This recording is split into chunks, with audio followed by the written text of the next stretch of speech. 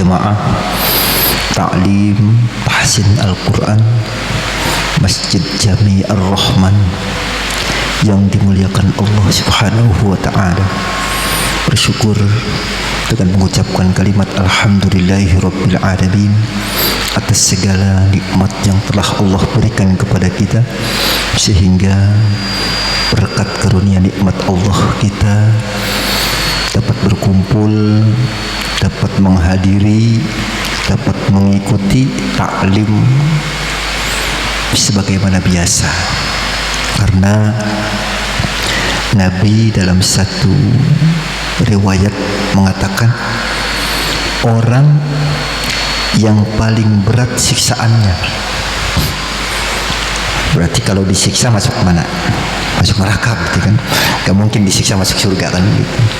Kata Nabi, orang yang paling berat, paling dahsyat siksaannya nanti adalah rajulun, orang yang mereka memiliki waktu luang, memiliki waktu yang sangat luang, yang sangat luas, tapi tidak mau datang ke majelis ilmu. Artinya apa? Kalau kita memang tidak ada agenda, tidak ada kesibukan, tidak ada sesuatu yang dapat menghalangi hadirnya kita di majelis ilmu, maka wajiblah kita untuk hadir di majelis ilmu. Karena kalau tidak, Ustaz saya sibuk kerja, ada kerjaan dong. Ustaz saya sibuk anu dan sebagainya, artinya ada kerjaan. Ini orang yang memang memiliki waktu yang luas, waktu yang luang untuk dapat hadir di majelis ilmu, tapi dia nggak mau, mendingan di rumah main HP gitu ya, tiduran, nonton TV dan sebagainya. Sementara waktu taklim, waktu nuntut ilmu sudah ada. Nah ini, jadi kata Nabi melaknat juga tuh. Nabi menggambarkan bahwa rajulun, ya, orang itu Allah akan masukkan dia ke dalam neraka dan dia akan mendapatkan siksa yang teramat sangat dahsyat. Orang yang memiliki waktu namun dia tidak mau hadir di majelis ilmu. Maka oleh karenanya mudah-mudahan kita memiliki waktu luang kan gitu. Ya, bagi yang lainnya ya sibuk dengan apa? Dengan pekerjaannya, ya, dengan mencari nafkah dan lain sebagainya. Maka itu dikecualikan, gitu kan. Artinya ini adalah kita yang memiliki luang namun tidak mau hadir. Maka mudah-mudahan kumpul kita di majlis yang mulia ini senantiasa mendapatkan cucuran rahmat dan ampunan dari Allah Subhanahu wa Ta'ala. Amin ya rabbal. Berselawat kita dengan berharap syafaatul uzma kelak di yaumil qiyamah dengan mengucapkan kalimat Allahumma salli ala sayyidina Muhammad wa ala ali sayyidina Muhammad. Karena satu-satunya pemilik syafaatul uzma adalah baginda Nabi. Jadi syafaat itu banyak. Ada syafaat Al-Quran, ya kan? Ada syafaat nanti bisa saja dari anak kita bisa memberikan syafaat kepada kita, atau dari yang lainnya dari murid-murid kita bisa saja memberikan syafaat kepada kita. Tapi syafaatul uzma hak prerogatif baginda Rasulullah sallallahu alaihi wasallam. Andaikan kita masuk dalam neraka, sudah dijadwalkan, memang ada jadwal dan agendanya, tapi Nabi bisa saja dengan syafaatul uzma mengangkat kita dan neraka ke surga. Karena dalam satu waktu ada seorang umat Nabi, memang udah ditimbang amalnya. Ketika ditimbang, oh ternyata nih gedean amal jeleknya nih, diseretlah dia masuk ke dalam neraka. Akhirnya ada satu sahabat lagi yang melihat bahwa posisi dia sedang diseret oleh malaikat dan akan dimasukkan ke dalam neraka. Akhirnya lapor kepada baginda Nabi, wahai Rasul, aku melihat umatmu sedang diseret oleh malaikat dan akan dimasukkan ke dalam neraka.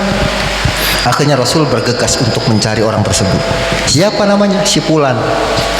Begitu diserat, langsung dihampiri Rasul. Ternyata betul dia adalah umat Nabi Muhammad SAW yang akan dimasukkan ke dalam neraka oleh malaikat.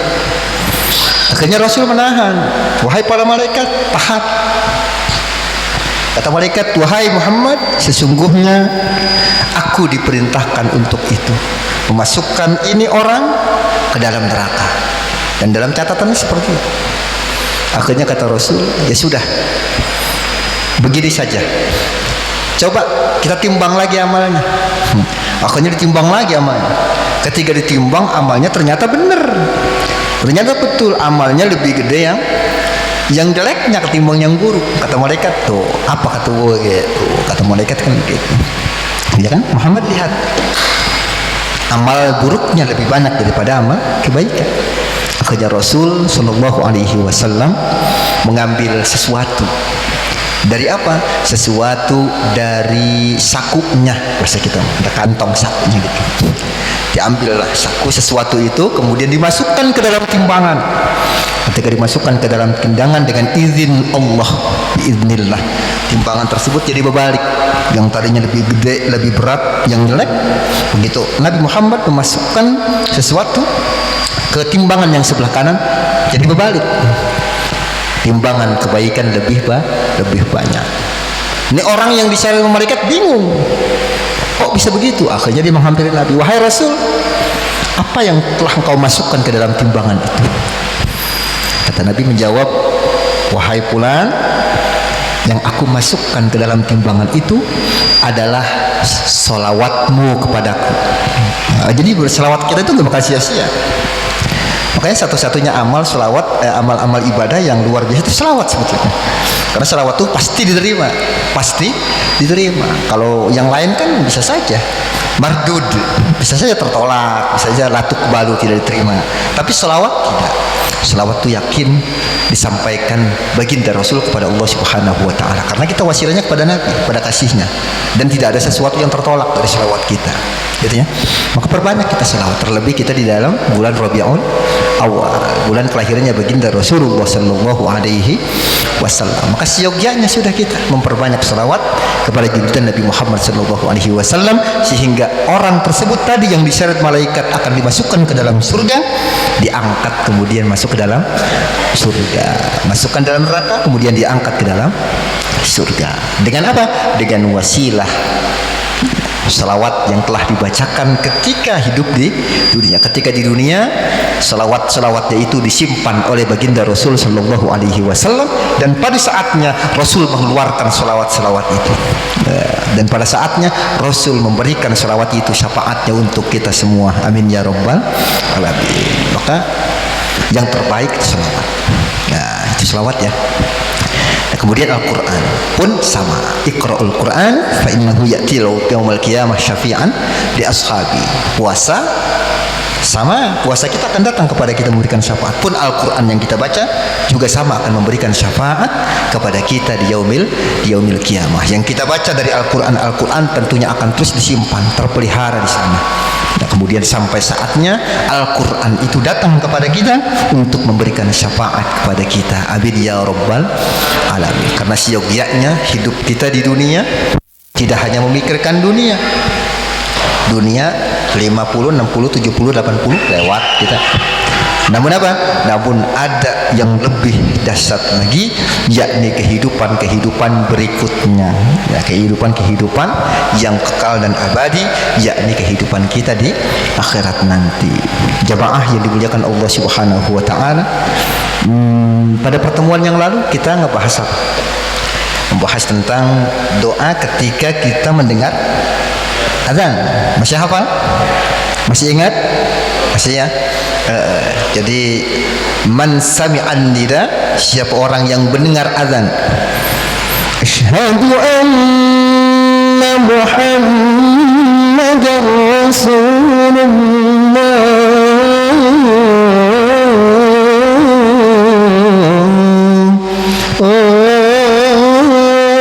maka sebelum muadzin itu selesai, kita ambil apa? Tangan kita sambil seperti ini, kemudian kita masukkan ke dalam mulut kita dan ada di posisi bawah lidah kita.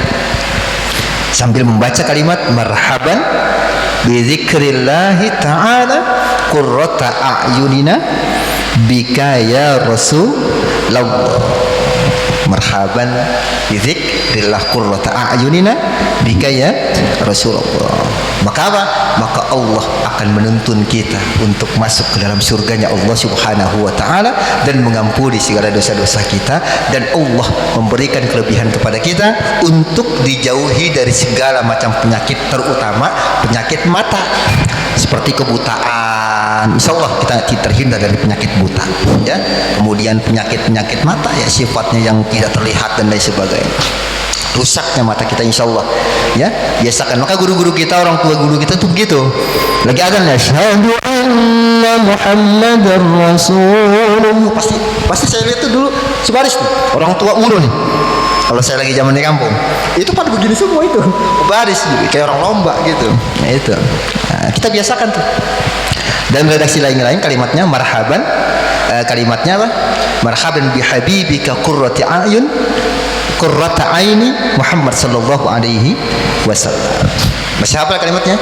Marhaban bi dzikrina qurrata a'yunina bika ya Rasulullah, bika ya Rasulullah. Marhaban bi dzikrillah qurrata a'yunina bika ya Rasulullah, Rasulullah. Saya teringat dulu waktu zaman masih aktif di pesantren, saya ngajar. Kalau ngajar di pesantren itu saya pas bertepatan waktu adzan, habis maghrib, adzan belum selesai ngaji. Jadi santri itu saya perintahin, ketika adzan nih, musola ini masjid pada adzan gitu, maka santri semua terdiam karena tidak ada aktivitas selain mendengar adzan. Jadi apapun kegiatannya ketika mendengar adzan berhenti, apapun aktivitas kita, ngaji ke berhenti dulu sampai selesai. Maka santri itu saya arahkan dengarkan muadzin sampai betul mengucapkan kalimat asyhadu anna muhammadar rasulullah. Maka kita bareng membaca marhaban bi dzikrillah qurrata a'yunina bika ya Rasulullah, bika ya Rasulullah. Sudah hafal ya? Ya, kita ulang lagi bareng yuk. Marhaban bi dzikrillah qurrata a'yunina bika ya Rasulullah, bika ya Rasulullah. Marhaban bi dzikrillah qurrata a'yunina bika ya Rasulullah, bika ya Rasulullah.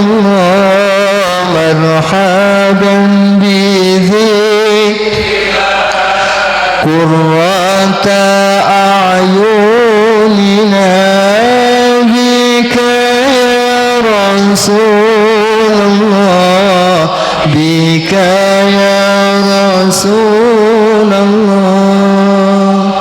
Ntar kalau lagi mendengar azan asyhadu anna muhammadar rasulullah, jangan pakai lagu marhaban, nak panjangan ya, biasa baca aja marhaban bi dzikrillahi ta'ala qurrata a'yunina bika ya Rasulullah. Baca sebanyak tiga kali ya. Insyaallah Allah akan berikan pahala kepada kita beribu-ribu derajat, dan Allah mengampuni kepada kita beribu-ribu kesalahan, dan Allah akan menuntun kita masuk ke dalam surganya. Amin ya rabbal alamin.